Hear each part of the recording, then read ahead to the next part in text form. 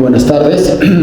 Es un gusto estar aquí nuevamente en la Feria Internacional del Libro de Minería, disfrutando de esta gran feria, de este enorme espacio, de esta, en fin, privilegio de poder participar en la 45 edición de la feria, y agradezco de manera muy especial la presencia del director del CIAL, doctor Gerardo Torres Salcido, a quien le agradezco, me siento muy complacido que me está acompañando en esta presentación, y también de mis compañeras y compañeros del Centro de Investigaciones sobre América Latina y el Caribe, con quienes, si no fuera por ellos, muchas de estas cosas no serían posibles.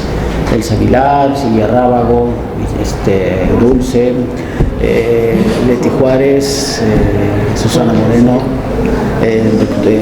Jorge Rosellón, Andrés Orgaz y Diana Méndez, quien es becaria postdoctoral del CIAL, y a mis compañeros, a mis amigos del Acervo Histórico Diplomático de México, Fernando, Marina, Guillermo, que anda por aquí, así, en fin, muchas gracias a todos porque están aquí, y también, desde luego, muchas gracias a quienes me acompañan para presentar este libro, quienes son dos expertazos en el tema. De verdad, esto para mí significa mucho, más allá de la amistad y de la buena onda que siempre existe en la camaradería entre colegas. El punto de vista serio, sustentable, académico, duro, aunque duela, vale la pena. Por eso invité a estos dos grandes académicos, compañeros de hace muchos años, amigos, de quienes estoy seguro que voy a encontrar un diálogo estupendo sobre esta materia, sobre estos temas de Guatemala, el exilio español. Primero quiero presentarlos de manera muy formal al doctor Juan Carlos Vázquez Medeles, quien, además de ser amigo, es un experto, yo creo que es de los expertos guatemaltecólogos más sustentables y más actuales que están ahorita circulando en México, Guatemala y América Latina. Y justamente tuve el privilegio de que ahorita me lo encontré en la entrada y le dije: oye, Juan Carlos, yo estoy buscando tu libro desde hace ya mucho tiempo. Su libro salió publicado por la Iberoamericana, él es profesor ahí en la Universidad Iberoamericana, bueno, ya no sé si es profesor ahí, todavía. Militantes clandestinos, historia del Partido Guatemalteco del Trabajo, PGTPC. Entonces, Juan Carlos estuvo un tiempo en el CIAL, fue investigador postdoctoral, y bueno, pues es un experto muy importante en temas de Guatemala y sobre todo lo que está pasando ahorita con las coyunturas en Guatemala. Y también quiero presentar a Mauricio César Ramírez, quien es un investigador también muy sólido, joven, muy capacitado con temas del exilio español, experto en temas del arte español en el exilio, tiene un libro muy interesante sobre Elvira Gascón, doctor en Historia del Arte por la UNAM, muy vinculado al Instituto de Investigaciones Estéticas de la UNAM, y también, bueno, ahora es profesor en la Facultad de Estudios Superiores de Cuautitlán, y con quien también he dialogado mucho sobre temas del exilio español. Es decir, estoy en la mezcla perfecta entre Guatemala, Centroamérica y el exilio español. Y bueno, pues sin más, Juan Carlos, te quiero dar la palabra y te agradezco mucho que hayas aceptado presentar este libro. Pues muchísimas gracias, Francisco, por la invitación, por la confianza. Gracias a todos por su presencia. Y bueno, voy a dar una lectura de un texto que preparé, ¿no?, referente a la lectura de este libro, ¿no?, que tiene por título Guatemala, Venezuela y Panamá ante el gobierno español en el exilio, 1945-1948, publicado recientemente en el 2003 por el CIAL y por la Secretaría de Relaciones Exteriores de México, ¿no? El exilio español es un tema que ha sido ampliamente estudiado desde diferentes perspectivas, facetas, temas, protagonistas y regiones. Precisamente el texto de José Francisco Mejía Flores nos da cuenta de ello. Si bien Guatemala, Venezuela, Panamá ante el gobierno español en el exilio, planteó una exploración a partir de 3 estados latinoamericanos donde se establecieron representaciones de carácter diplomático de la Segunda República Española, la visión proporcionada por el autor comprende un recorrido extenso por el territorio mexicano para irse enfocando en el tópico propuesto. Para ello, la obra de Mejía Flores introduce al lector desde la historiografía que da cuenta de la diplomacia y el exilio a lo largo de América Latina. Hace hincapié en una revisión de trabajos realizados desde el continente y plantea una visión latinoamericanista que se contrasta al eurocentrismo y displicencia conceptual e intelectiva hacia los países que le integran y de sus procesos tanto domésticos como regionales. Junto a ello, se distingue la producción intelectual, el desarrollo e impulso de la cultura que fueron características intrínsecas entre los exiliados y los lugares de acogida, a través de un intercambio ambivalente, cruzados por procesos de aprendizaje y reconstitución en diferentes campos, en los que sin duda estuvieron presentes la diplomacia, las luchas y los proyectos políticos en vías de la implementación, construcción o consolidación de la democracia en medio de las turbulentas décadas de los años 40 y 50 del siglo XX. En cuanto a la región centroamericana en particular, Mejía Flores destaca el reciente interés de estudiar el exilio español en la zona y puntualiza los novedosos aportes que se han dado con publicaciones en ese sentido. Cabe destacar el trabajo de Arturo Taracena, ¿no? Pero insiste en la carencia de estudios que permitan conocer más a detalle la presencia republicana en el istmo. Presenta las obras en una síntesis de líneas temáticas con las cuales se han abordado la presencia, influencia e impacto tanto de los republicanos como de los falangistas en esa región. Con ello, plantea la situación de las relaciones diplomáticas con España, en la cual la política interna y el curso de las luchas antidictatoriales y los procesos democratizadores perfilaron el apoyo a la causa republicana o el régimen franquista, entre la crisis política de la Guerra Mundial y el conflicto ideológico de posguerra. Asimismo, la hegemonía ejercida por Estados Unidos en el continente. Su trabajo está dividido en 4 capítulos. El primero de ellos tiene como eje las relaciones hispano-latinoamericanas ante el franquismo. En él perfila la situación latinoamericana entre la utopía democratizadora y los autoritarismos amparados por Estados Unidos. Dicha situación implicó la movilidad constante de protagonistas políticos hasta la persecución, el destierro y la represión por sus actividades contra los regímenes dictatoriales.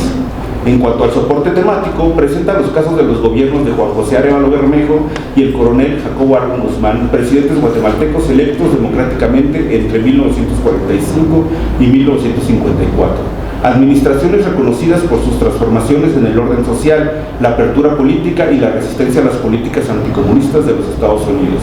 Para el caso venezolano, indaga en el gobierno de Rómulo Betancourt Bello y Rómulo Gallegos Freire, presidente provisional y presidente electo respectivamente entre 1945 y 1948.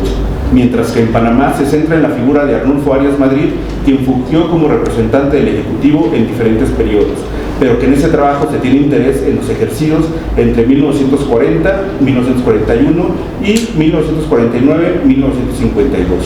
El siguiente capítulo plantea el antecedente del gobierno español en el exilio, por lo que Mejía Flores introduce en la Junta Española de Liberación la importancia de México, no solo como receptor de los trasterrados españoles, sino que la posibilidad de construir con libertad su proyecto desde la resistencia, con el apoyo y confluencia de distintos intelectuales y políticos con los que intercambiaron y acompañaron sus propios proyectos y luchas que se convirtieron en una bandera común y transterritorial. Mejía Flores narra las actividades de algunos centroamericanos asentados en México, principalmente aglutinados en la Unión Democrática Centroamericana, quienes conciliaron su experiencia con los antifranquistas y otras organizaciones con lazos internacionales.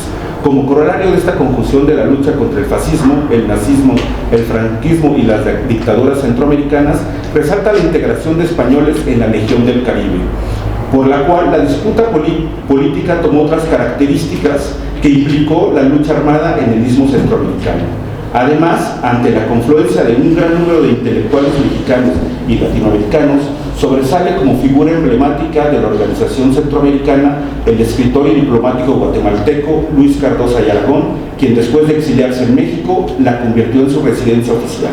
Su actividad es de gran relevancia para abrazar la causa republicana tanto en México como en Guatemala, que junto con el trabajo de la Junta Española de Liberación fueron los dos únicos países que reafirmaron una postura antifranquista en 1945 en las reuniones de los organismos internacionales y que abrieron brecha en ese sentido. El tercer capítulo refiere al reconocimiento oficial de Guatemala, Venezuela y Panamá al gobierno republicano. En el caso particular del primero, se enmarca entre el reconocimiento febril del general Ubico junto al de Maximiliano Hernández Martínez de El Salvador, es decir, son los primeros gobiernos que reconocieron al gobierno franquista y esto en el caso guatemalteco se restableció en el año 54 cuando fue interrumpido, ¿no?, durante el periodo de la Primavera Democrática del año 44 al año 54, ¿no?, después de la caída de Jacobo Arbenz. Mientras en Panamá destaca el gobierno de Adolfo Jiménez Brim entre 1945 y 1948, al igual que los gobiernos de Gallegos y Betancur en Venezuela. Todos estos interrumpidos también bruscamente, ¿no?, en estos años. Esto implicó la presentación de credenciales diplomáticas y el establecimiento de representación en estos países por parte del gobierno republicano, responsabilidad asumida por Félix Gordon Ordaz en Guatemala y Panamá por un breve periodo y posteriormente retomada por Luis Nicolau de Olwer desde México. Mientras en Venezuela fue Manuel Martínez Pedroso quien llevó a cabo esta distinción. Su labor diplomática fue una tarea exhaustiva que implicó la limitación de recursos económicos, la gestión por la inmigración e integración de sus connacionales en los territorios que reconocían su gobierno, la participación en eventos públicos y sobreponerse al desafío que implicaba transgredir el orden impuesto por el franquismo, asimismo en medio del desconocimiento de su autoridad por otros gobiernos y organismos internacionales. En el interior de la misma embajada, la irrupción e instrucción constante del falangismo y sus adeptos, junto a las disputas políticas fueron otras complicaciones que se sumaron a su desempeño y trabajo. Finalmente, el triunfo de las expresiones contrarrevolucionarias, totalitarias y dictatoriales en el marco de las políticas anticomunistas como regidoras del orden político, así como la hegemonía de los Estados Unidos en América Latina, fueron parte integral de la desarticulación y ruptura de las relaciones oficiales con la España republicana. Como cierre de su investigación, José Francisco Mejía plantea como capítulo final las relaciones de estos tres países con España, el que nos ofrece un balance de estas durante estos años, como de la importancia que tuvieron distintos diplomáticos para que se pudiera materializar el reconocimiento del gobierno republicano en el exilio. Como corolario, afirmamos que esta obra se incorpora a la historiografía sobre el exilio español en Centroamérica y el Caribe, como una investigación que integra nuevos hallazgos y reactualiza el conocimiento que se tenía de él. Una de sus virtudes es, como le he mencionado anteriormente, traspasar los límites de Guatemala, Venezuela y Panamá para ofrecernos un compendio de la región latinoamericana frente al exilio y al gobierno de la Segunda República, bajo un esquema que permite conocer protagonistas individuales y colectivos que desempeñaron una faena monumental a través de los procesos políticos que se están llevando a cabo. Desde América Latina se replantaron los valores hispanistas, el propio latinoamericanismo y principalmente el impulso de las luchas antitotalitarias y antidictatoriales en aras de la democratización y la liberación de sus pueblos. Sin más, pues queda felicitar al doctor Mejía Flores por excelente trabajo e invitarlos también a conocer este trabajo en un marco en el que principalmente en Guatemala, ¿no?, con una situación política tan álgida como la que se ha vivido en los últimos meses, también nos puede dar a entender y luces del por qué la toma de protesta del nuevo presidente guatemalteco, ¿no?, Bernardo Arévalo, estaba en la representación española como un gran eje, ¿no?, de apoyo y fuerza política ante, todo este ataque judicial que recibió el presidente electo durante los últimos meses, ¿no? Pues muchísimas gracias y pues los invito a que se acerquen al libro y lo lean, ¿no?, y lo critiquen, lo aplaudan, lo elogien, pues muchísimas gracias.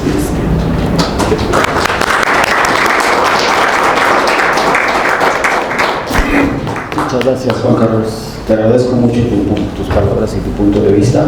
Ahora, sin más, vamos a darle la palabra a Mauricio. Tú tienes el micrófono. Buenas tardes. Bueno, antes que nada, agradecer la invitación.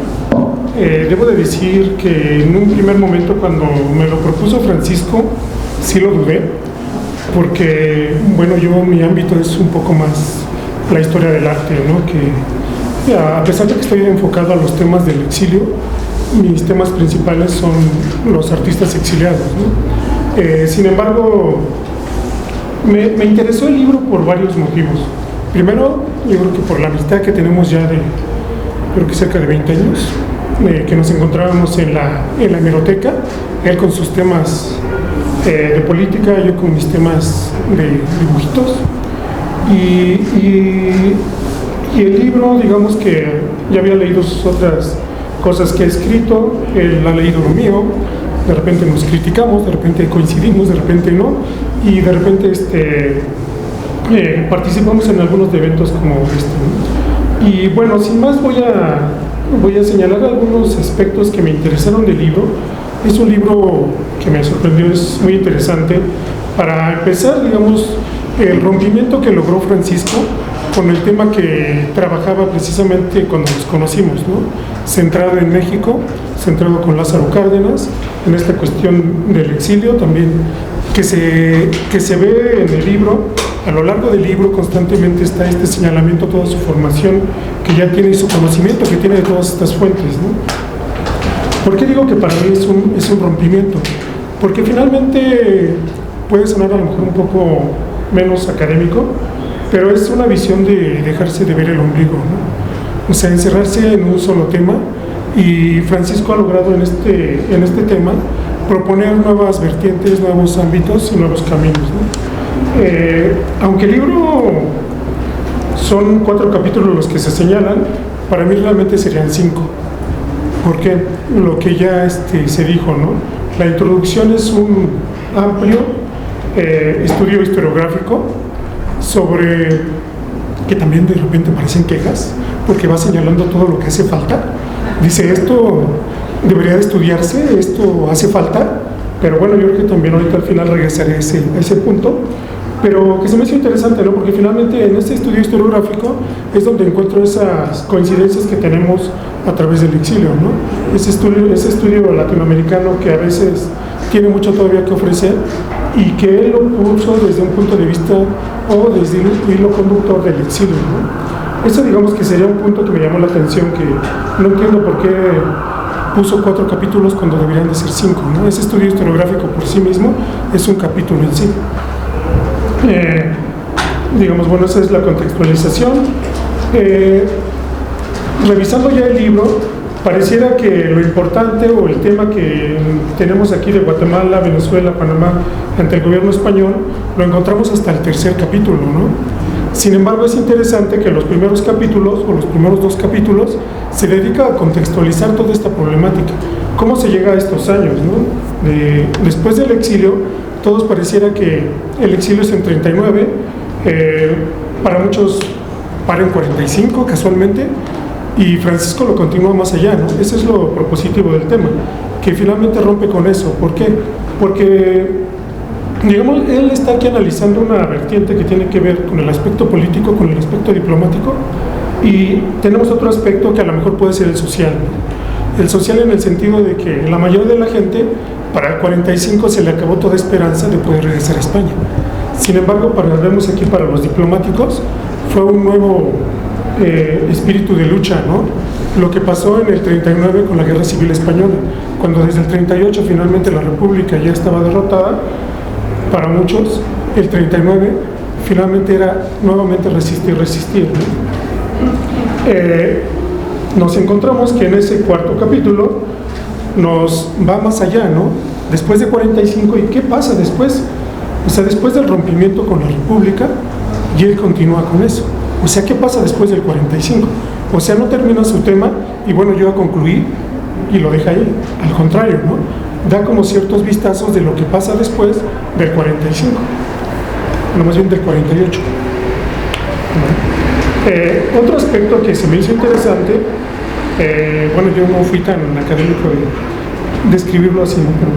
Pero voy a hablar de los puntos que me llamaron la atención, y uno que se me hace muy interesante es la importancia de la Junta Española de Liberación de América Latina, ¿no? Que se conforma de 43 a 45, y que, si no me recuerdo, y a lo mejor puede estar de acuerdo conmigo Francisco, tiene sus antecedentes en la propia Guerra Civil Española, ¿no? Y creo que son 2 eventos importantes, que uno es el Segundo Congreso Internacional de Escritores para la Defensa de la Cultura, donde casualmente encontramos a todos estos personajes que va analizando Francisco y que le llaman la atención, por ejemplo, Pablo Neruda, José Mancisidor, y algunos otros importantes, que finalmente van a estar dentro de este congreso, ¿no? Es un congreso que, digamos, supo atraer la atención no solamente de América Latina, ¿no? Sino de parte importante de Europa.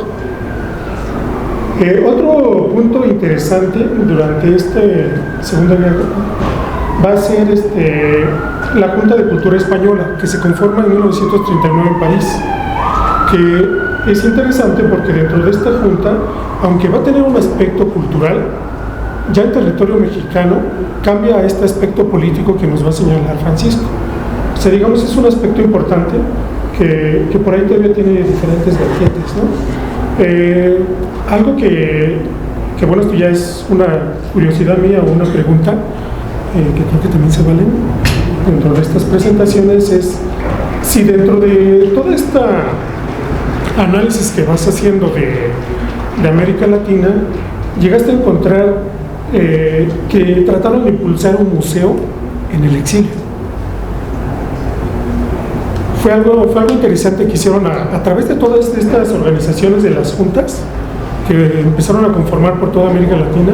Fue un aspecto interesante que trataron de hacer un museo que trataba de recuperar lo que había sido durante la Guerra Civil, esta importancia que se le dio a los museos durante la Guerra Civil Española, ¿no? Y esta idea de que las obras importantes tenían que acompañar a la República por donde anduviera, ¿no? Que después es interesante y por eso me llama la atención, porque esta idea de este museo itinerante se va a retomar cuando cae Salvador Allende. En el golpe de Estado de Salvador Allende se vuelve a crear esta idea de un museo itinerante y los que lo vuelvan a impulsar son los exiliados españoles. Digamos, dentro de estas cuestiones que me gusta preguntarle a Francisco. Y bueno, regresando a este aspecto de las quejas que constantemente va señalando Francisco, me llama la atención porque creo que ahí ya está apuntando los futuros estudios que podemos esperar de él, ¿no? Todas estas inconformidades que manifiesta por estudios que hacen falta de Centroamérica hacia México y de México hacia Centroamérica, creo que son aspectos importantes que ojalá y Francisco continúe con estos estudios porque son muy interesantes, ¿no? Digamos que a grandes rasgos es lo que yo podría decir. Tengo algunos otros puntos, pero que realmente son más de curiosidades o dudas que yo tengo que me causó su libro, que es lo importante de estos libros, ¿no? Que siempre marcan nuevos caminos o nuevas rutas para nuevos estudios. Y creo que eso sí lo logra muy bien en su libro Francisco. Está marcando diferentes puntos que dentro de esas inconformidades que yo veo o esas exigencias que de repente dice es que esto no se ha estudiado o esto solamente se tocó vagamente, pero creo que ahí todos esos señalamientos que va haciendo son aspectos que o él tendrá que estudiar o las nuevas generaciones tendrán que valorar, ¿no? Que creo que todavía hay muchos puntos que se pueden rescatar. Y agradezco la invitación, Francisco.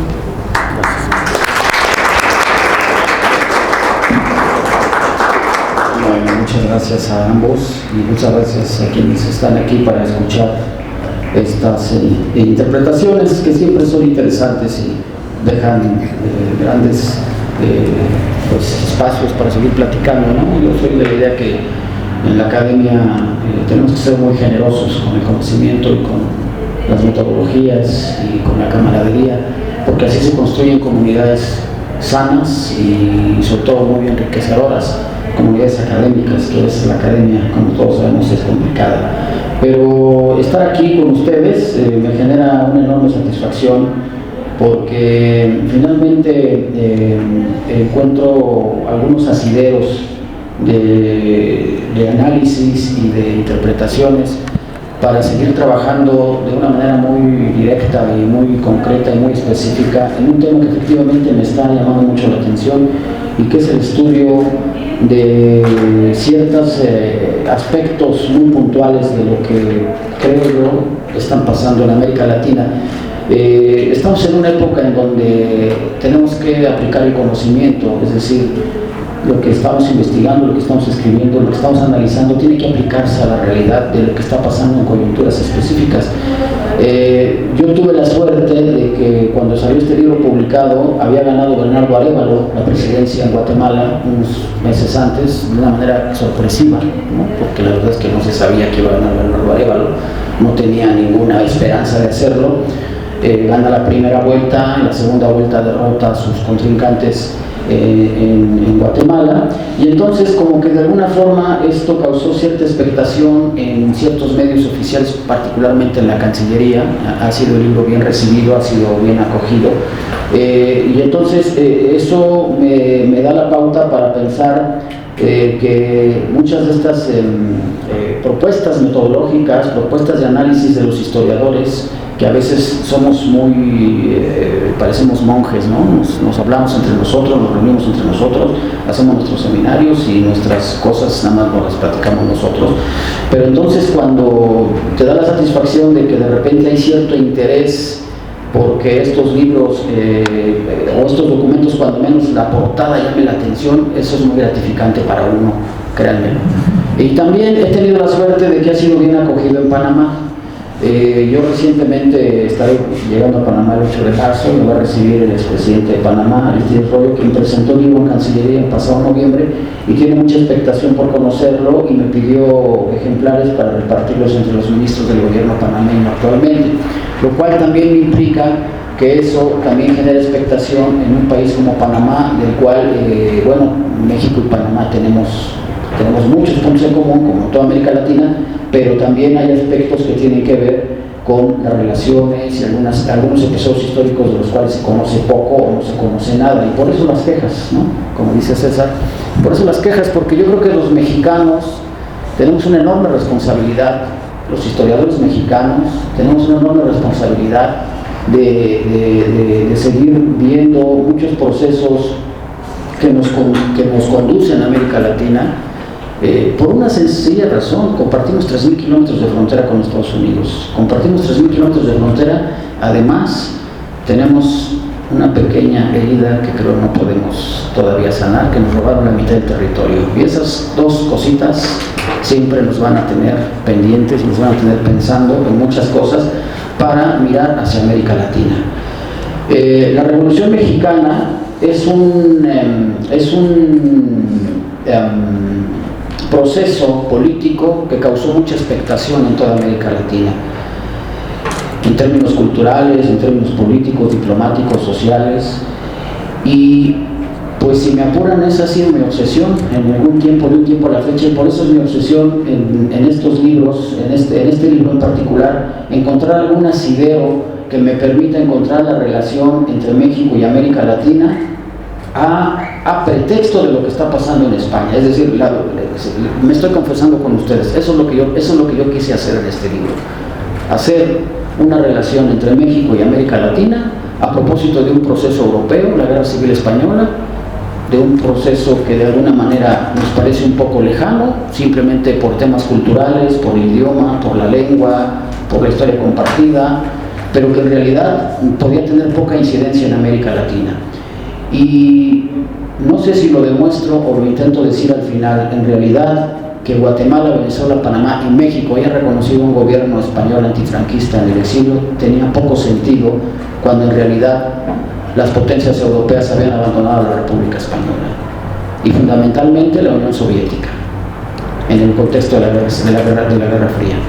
Es decir, la Unión Soviética, que había prestado su ayuda militar, no prestado como sí lo hizo México, que lo hizo de manera desinteresada. La Unión Soviética de Stalin había vendido armas a la República Española, había alimentado al ejército republicano contra las huestes de Franco que estaban siendo apoyadas por Hitler y Mussolini. Recordemos el bombardeo de Guernica de la Legión Cóndor por los alemanes, nada más para recordar un detalle, tú que has estudiado mucho el tema.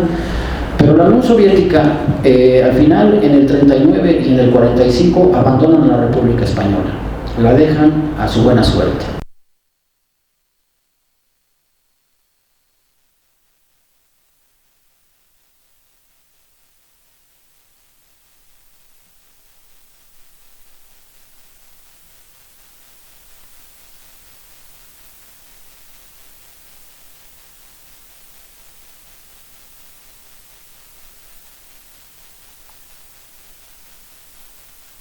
Latina, de entender y de asimilar una América Latina desarrollada, moderna, social, con justicia social, con ciudadanía, y que hay ciertos brotes de estos gobiernos progresistas en Guatemala, en Venezuela, en Colombia, en Cuba, en Chile, desde luego en México, pues van a ser aniquilados por Estados Unidos también durante la Guerra Fría. ¿Por qué? Porque pensaban que estaban aliados al comunismo, y ahí están todas las condenas a Jacobo Arbenz, a Juan José Arévalo, al propio Lázaro Cárdenas, a Rómulo Gallegos en Betancourt, y por eso los golpes de Estado, eso nos explica los golpes de Estado que están pasando en América Latina en el 48. De 48 se asesinan a Jorge Eliezer Gaitán en Colombia, pensando que estaba aliado con los comunistas. Y entonces surge el Bogotazo y después toda la historia de la guerrilla en Colombia. En el 48 también tiran o tumban, o como decirlo, dan golpe de Estado a Rómulo Gallegos en Venezuela, un mes antes. Y en ese mismo año también derriban al gobierno peruano de Bustamante y Rivero, que estaba aliado con el APRA. Es decir, en 48 van a pasar muchas cosas, y por eso cierro el libro en el año 48, porque la Guerra Fría para mí no empieza en 54 cuando tumban a Jacobo Arbenz, empieza mucho antes. Empieza desde que Estados Unidos ve que en el momento que termina la Segunda Guerra Mundial, su principal enemigo ya no van a ser los nazis, van a ser los comunistas. Y en ese momento empieza el mundo a repartirse, empieza una nueva geopolítica internacional, y es el gran debate que surge en el contexto de esta historia entre el 45 y el 48. Ver cómo los Estados Unidos también van a influir en América Latina, o no, también influyen en América Latina, y de alguna manera cómo ese proceso en América Latina incide y se asocia a lo que está pasando en España a través de un proyecto como el de la República Española, que también se ve abandonado por las potencias aliadas en la Segunda Guerra Mundial: Estados Unidos, Gran Bretaña y la Unión Soviética. No digo los franceses, porque los franceses ya tenían más que un valor testimonial en ese momento. Realmente la política internacional se debatía entre estas tres potencias, entre la política de Churchill, la política de la transición entre Roosevelt y Truman, y la política de Stalin, ¿no? Y bueno, pues lo otro que también es muy interesante ver es cómo la Guerra Fría está imponiendo condiciones en este nuevo mundo, está marcando pautas, está marcando las reglas de lo que va a ser el mundo bipolar entre el 45 hasta el 89 con la caída del muro de Berlín, y cómo estos procesos en algún sentido para mí van a tener una incidencia muy especial en el 48. En el año 48 se crea, por ejemplo, la OEA, que es un organismo panamericano de mucha importancia. También en ese año se emite la Carta de los Derechos Humanos con Eleanor Roosevelt, y prácticamente se están definiendo muchas reglas del juego, pero lo más importante es que en el año 48 gana la elección en el mes de noviembre Harry S. Truman en Estados Unidos.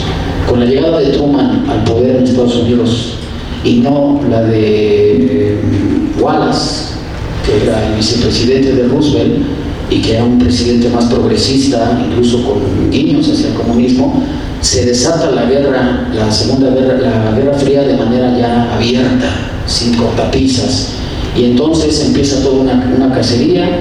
Por ejemplo, en Chile, en el año 47, todavía gana González Videla con el Partido Radical, apoyado por el Partido Comunista, y tan solo unos meses después empiezan a reprimir al Partido Comunista chileno, y entre ellos a Pablo Neruda, quien se va al exilio. Es decir, en este contexto tan diverso y tan movido es que se centra el libro, y por eso mi obsesión es encontrar algún asidero de este mare magnum de hechos, de acontecimientos, de elementos que están siempre flotando, que están jugando, y encontrar algún asidero para encontrar alguna relación, asociación con un proceso muy concreto, muy específico, que es la República Española en tres países que de alguna manera su valor de reconocimiento es más testimonial, es decir, de solidaridad, de apego, de apoyo a una causa progresista, republicana, liberal, como era la República Española, que había tenido enorme eco en América Latina, y prueba de ello es lo que tú decías, ¿no? El impacto que tuvo en escritores, en políticos, en luchadores sociales, en líderes progresistas, que la lista de apoyo a la República Española en América Latina es enorme. Tan solo en México, bueno, hasta Siqueiros estuvo en España y escribe el Coronelazo, ¿no? Entonces, esa es la apuesta del libro, queridos y queridas amigas y amigos que me acompañan, y querido Juan Carlos, querido César. Y bueno, en realidad lo que yo me gustaría hacer en un futuro es un libro que me debo y que quiero escribir sobre el progresismo en América Latina entre el 39 y el año 73, entre Lázaro Cárdenas y Salvador Allende, en donde quiero encontrar algunos puntos en común de 15 jefes de Estado, políticos latinoamericanos, jefes de Estado, que fueron derrotados, fueron derribados en sus gobiernos y que después transitaron al exilio. Y en realidad lo que yo quiero es que este libro se convierta que abra pistas para que yo continúe trabajando en esa materia y me permitan encontrar algunos aspectos para ver América Latina en ese contexto progresista, no del progresismo que estamos viendo ahora en América Latina, ¿no? Este progresismo del siglo XXI, ¿no? De este mapa progresista al que estamos asistiendo, ¿no? El caso de Guatemala, Colombia, Honduras, Chile, en Brasil con Lula, en México.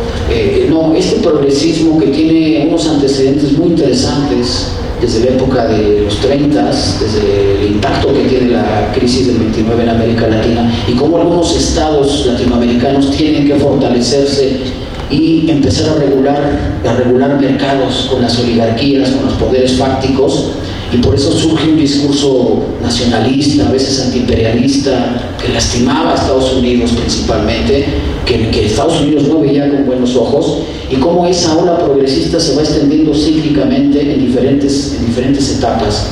Una ola progresista a finales de los 30, en los 40, en los 50 también, cuando surge la revolución boliviana del 52 con Víctor Paz Estenssoro y que emula la reforma agraria mexicana. En Venezuela, incluso con el asunto del petróleo, intentan hacer una nacionalización del petróleo también en Venezuela.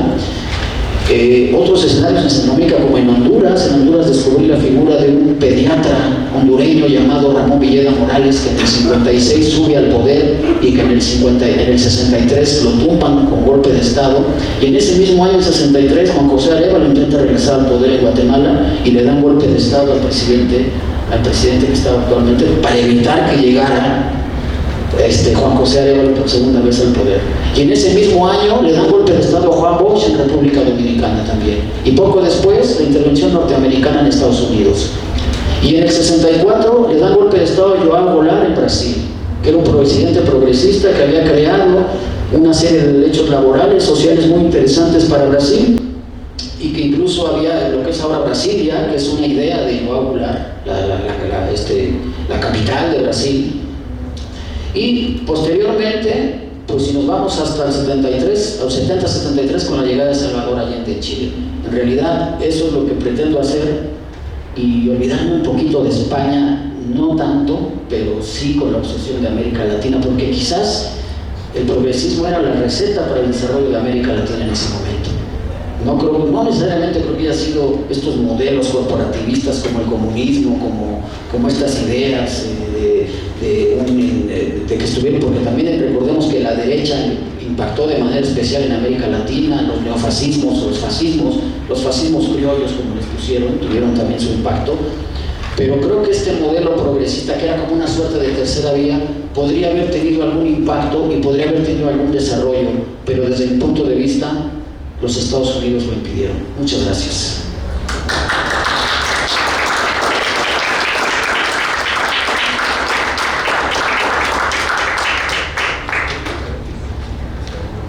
Sí, ¿alguien quisiera hacer alguna pregunta? Me encantaría conocer alguna pregunta. ¿A ustedes? Bueno, pues en mi caso sí, coincido, ¿no? con César en la cuestión, bueno, él le llama enojos, como lo mencionaste, ¿no? Que durante este proceso de historiográfico, ¿no? De recuperación historiográfica sobre los temas, ¿no? que se han tratado o que han girado alrededor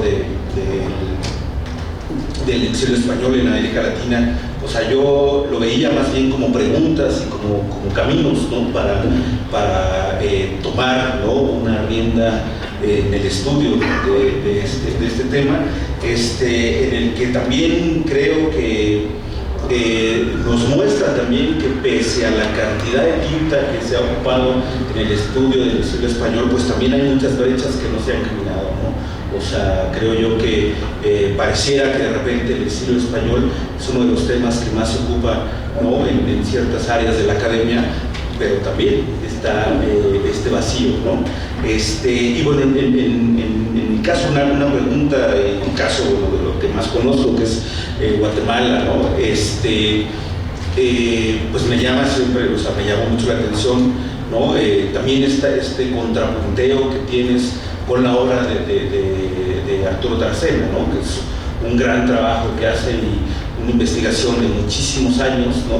El acercamiento también, la posibilidad, ¿no?, de tener acceso a fuentes que en otro idioma, ¿no?, en francés, ¿no? Él vivió en Francia también, eso le permite, ¿no? Y nos abre también brecha de los personajes que estuvieron en Guatemala, los españoles que estuvieron en Guatemala durante estos años, pero creo que me queda a mí también una parte, un vacío tanto en la obra de Taracena, pero que también creo yo que en tu trabajo quizá también faltó, que es la parte de la iglesia, ¿no? Porque si la mencionas, ¿no? Lo mencionas, está ahí presente, pero la participación de la iglesia con la llegada, ¿no?, porque no solamente son los exiliados españoles que están llegando a Guatemala, como también hablas del periodo de la dictadura de Ubico, llega un montón, ¿no?, de sacerdotes de origen vasco, ¿no?, y que son totalmente franquistas, y cómo se da golpeteo constante durante el gobierno de Ademar de Villalobos, ¿no? O sea, ¿qué pasó ahí? O sea, si fue una cuestión, ¿no?, que de repente traspasaba ya, o por qué quizá esta ausencia, ¿no? Que Juan Carlos, cuando hacemos en la escuela, nos hacemos los exámenes con los profesores y nos hacen una pregunta y volteamos así, copiamos, ¿no? Fíjate que te copié una cita para hacer en la conclusión del libro. Leí tu trabajo que presentaste en el libro de Redes Políticas, que Juan Carlos participó en un libro que coordiné con Laura Moreno el año pasado, y escribió sobre los anticomunistas guatemaltecos exiliados en México, un tema muy interesante también, por cierto, ¿no?, del cual sigues trabajando, ¿no? Sigues trabajando estás investigando sobre el tema. Entonces copié una cita de un texto que tú referías, ¿no?, y entonces lo encontré la referencia y encontré el testimonio de cómo la Iglesia Católica Guatemalteca, el clero católico guatemalteco, aliado con la llegada de españoles clericales, ¿no?, son los que están negociando el reconocimiento de Franco en el 54, ¿no? Porque entiendo que entonces es Castillo Armas el primer gobierno, uno de los primeros gobiernos que, bueno, no el primer gobierno, pero inmediatamente abre la puerta al franquismo, cuando cae derrotado cuando cae en el golpe de Estado, ¿no? Entonces, pues sí, lamentablemente no encontré fuentes, estuve muy poco tiempo en Guatemala, hubiera querido estar más tiempo para seguir quizás viendo el papel de la iglesia. En Guatemala es muy importante, no sé en Venezuela, yo creo que son otros procesos diferentes, y en Panamá también es otra historia. Me tocará hablar un poquito de Panamá y bueno, hay algunas cosas que estoy descubriendo, hasta antes de Torrijos. En Panamá también pasan cosas muy interesantes porque además está el canal, ¿no?, y la presencia estadounidense. No se nota que tengo algo contra los Estados Unidos, en fin, pero bueno, pero es muy fuerte la presencia de Estados Unidos, ¿no? Entonces, yo creo que sí, efectivamente en Guatemala el papel de la iglesia es importante, las oligarquías también pesan mucho, ¿no? ¿Cómo se llama? La United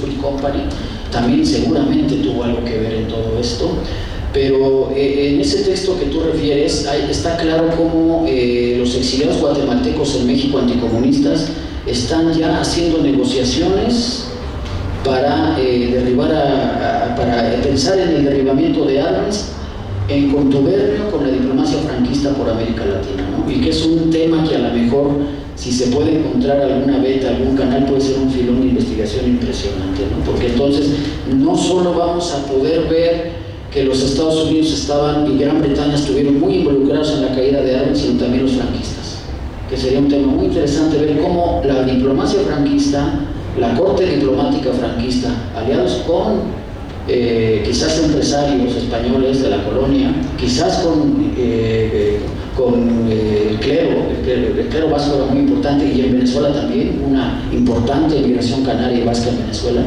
pudo haber tenido alguna incidencia más específica en el derrocamiento de Arbenz, que sería un tema muy interesante, pero que en este momento no me da la vida, porque entre otras cosas estoy haciendo aspectos de funcionario. Les agradezco mucho. Buenas noches.